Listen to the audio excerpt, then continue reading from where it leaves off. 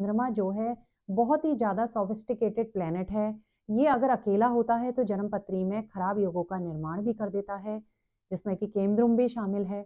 और जब इस पे ग्रहों की दृष्टि पड़ती है, ग्रहों की युति होती है या इसके दोनों ओर ग्रह स्थित होते हैं तो चंद्रमा बली हो जाता है और वो मनुष्य के मन को भी एक तरीके का बल प्रदान करता है। तो इसी तरीके से जो चंद्रमा है, जो सबसे पहला राजयोग चंद्रमा जन्मपत्री में बनाता है। नमस्कार, astrology I of the Vedas में आपका स्वागत है। इससे पहले की वीडियो में मैंने आपको बताया था किसी भी जन्मपत्री में राजयोगों का निर्माण मुख्यतः दो तरीके से होता है। पहला ग्रहों के द्वारा होता है, दूसरा जो राजयोग बनता है वो भाव के स्वामियों के द्वारा बनता है, जिसको हम इससे पहले की वीडियो में जान चुके हैं। तो आज हम ग्रहों के द्वारा बनने वाले राजयोगों को जानेंगे और इसमें सबसे पहले हम चंद्रमा से बनने वाले राजयोगों को जानेंगे। किसी भी जन्मपत्री में जो चंद्रमा होता है वो 7 तरीके से राजयोगों का निर्माण कर सकता है और दो जो योग चंद्रमा बनाता है वो अशुभ योगों में आते हैं। तो हम 9 के 9 योगों को जानेंगे कि चंद्रमा से ये योग कैसे बनते हैं। तो सबसे पहले हम उन योगों के नामों को जान लेते हैं। चंद्रमा से बनने वाला जो सबसे पहला योग है वो है सुनफा योग।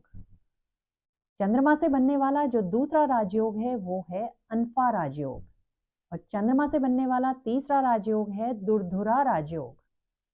जो चौथा राजयोग है वो है चंद्रमंगल योग। पांचवा राजयोग जो चंद्रमा बनाता है वो है अमला योग और जो छठा राजयोग जो चंद्रमा बनाता है वो है गजकेसरी योग।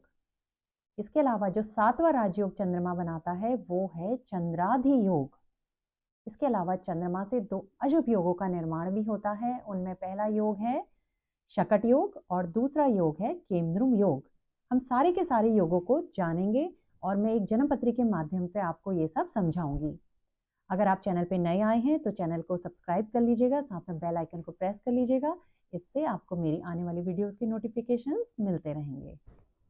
यहाँ पे आपके लिए ये जानना बहुत ज़्यादा जरूरी है कि किसी भी जन्मपत्री में चंद्रमा पे जितनी ज़्यादा ग्रहों का प्रभाव होता है, चंद्रमा उतना ही बल प्राप्त करता है। क्योंकि जो चंद्रमा होता है वो आपका मन होता है और आप देखते हैं कि कोई भी जो व्यक्ति होता है जब वो अपने लोगों के बीच में बैठता है, ज़्यादा से ज़्यादा लोगों के बीच में होता है, तो उसको एक तरीके का मेंटल सपोर्ट मिलता है।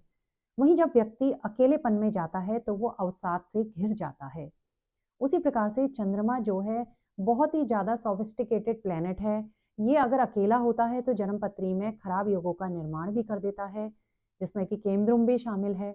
और जब इस पे ग्रहों की दृष्टि पड़ती है, ग्रहों की युति होती है या इसके दोनों ओर ग्रह स्थित होते हैं तो चंद्रमा बली हो जाता है और वो मनुष्य के मन को भी एक तरीके का बल प्रदान करता है। तो इसी तरीके से जो चंद्रमा है, जो सबसे पहला राजयोग चंद्रमा जन्मपत्री में बनाता है वो है सुनफा राजयोग। सुनफा राजयोग का निर्माण कब होता है?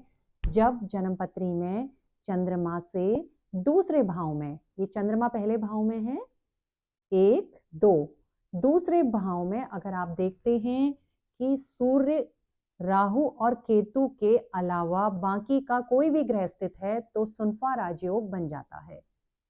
ये ध्यान रखिएगा कि सूर्य होगा तो नहीं बनेगा, राहु और केतु होगा तो भी नहीं बनेगा। उनके अलावा जो भी ग्रह बचते हैं चंद्रमा से अगर दूसरे भाव में स्थित हैं तो उस जन्मपत्री में सुनफा नाम के राजयोग का निर्माण हो जाता है।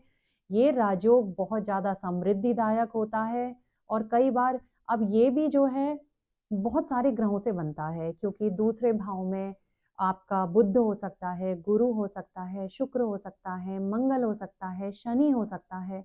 तो उस हिसाब से उसकी क्वालिटी जो है चेंज हो जाती है, अलग अलग तरीके के फल मिलते हैं। वो सब मैं कभी एक नया वीडियो बनाऊंगी, उसमें विस्तार से बताऊंगी कि उसमें कैसे होता है। फिलहाल आप पढ़ने के लिए आपके कि कैसे राजयोग बनता है, जब चंद्रमा से दूसरे भाव में सूर्य, राहु और केतु के अतिरिक्त कोई भी ग्रह स्थित होता है तो वहां पे सुनफा राजयोग का निर्माण हो जाता है। अब चंद्रमा से बनने वाला जो आपका दूसरा राजयोग है, मैं यहाँ पे लिख भी देती हूँ, सुनफा। पहला राजयोग जो है वो है सुनफा। दूसरा राजयोग जो चंद्रमा के द्वारा बनता है उसको हम कहते हैं अनफा। अनफा तब बनता है जब चंद्रमा से पहले भाव यानी कि चंद्रमा से 12वें भाव में 1 2 3 4 5 6 7 8 9 10 11 12 ये चंद्रमा से द्वादश भाव है। इस भाव में जब कभी भी सूर्य, राहु और केतु के अतिरिक्त कोई भी ग्रह स्थित होता है तो अनफा नाम के राजयोग का निर्माण हो जाता है। ये भी एक बहुत ही उच्च कोटि का राजयोग है। इसके बारे में भी हम विस्तार से आगे की किसी वीडियो में बात करेंगे। तो 2 राजयोग चंद्रमा ने बना दिए। तीसरा राजयोग जो चंद्रमा के द्वारा बन सकता है वो कहलाता है आपका दुर्धुरा।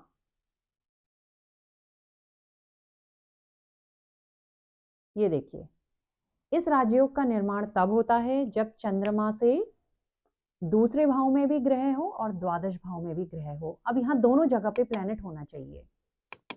जैसे यहाँ पे बुध हो गया, यहाँ पे गुरु हो गया, या यहाँ पे शुक्र हो गया, यहाँ पे शनि हो गया।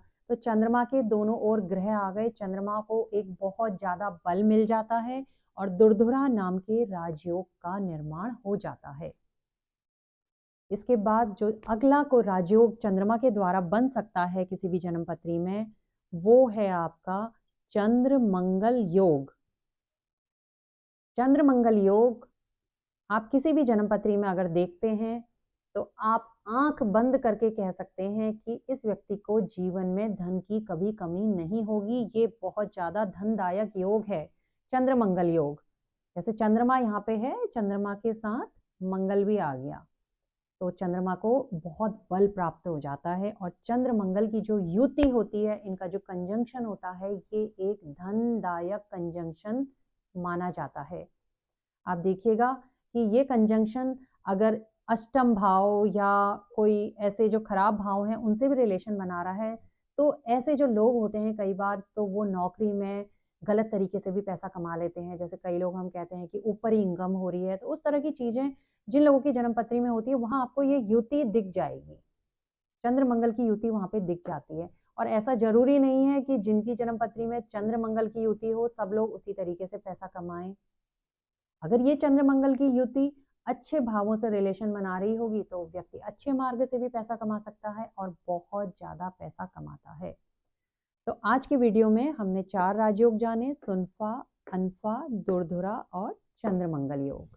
तो आज आपने चंद्रमा से बनने वाले 4 राजयोगों को जाना। अभी हमारे 5 योग बाकी है जिनकी जो चर्चा है वो अगले वीडियो में की जाएगी और उन 5 योगों के बारे में आपको बताया जाएगा। उनमें से जो 2 योग हैं वो बहुत अशुभ योग हैं, जो कि शकट योग और केमद्रुम योग है। तो मैं थोड़ा सा वहां पे उसके बारे में भी एक इंडिकेशन आपको दूंगी कि जीवन में वो योग किस तरीके से आदमी को परेशान कर सकते हैं, तंग कर सकते हैं।